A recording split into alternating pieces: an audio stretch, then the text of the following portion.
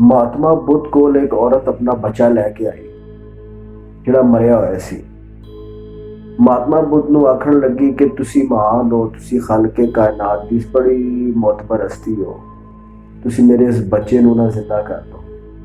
तो महात्मा बुद्ध उस औरत नूं आख्या, मेरी एक शर्त है, वो है कि जा पहले किसी इंज दे बंदे दे घरों राई दे दाने लैके आ जिस दे घर विचों कोई अर्थी ना उठी होवे, तो मैं तेरा बच्चा जिंदा कर दांगा।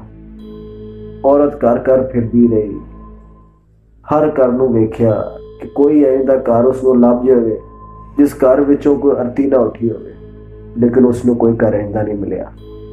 और परती बड़े खामोशी दे नाल उसने अपना बच्चा चुकया ते चली गई। उसने गल समझ च आ गई कि कोई दुनिया च इस तरह का घर नहीं आबाद होया जिस दे अंदर कोई मैयत ना उठी होवे, कोई मरिया ना होवे। ते आखिरी मिलन जिहड़ा है ना उस रब्बे कायनात दे नाल ही है।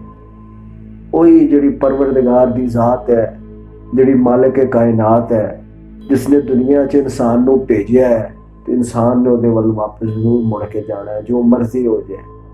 ये दुनिया आरजी है, मकाम आरजी है। तो साहिबो, अल्लाह नूं याद करया करो, उस खालके कायनात नूं याद करया करो, उस सोहनी हस्ती नूं याद करया करो जिसनूं एक वक्त आना है, सब ने जाके मिल जाना है।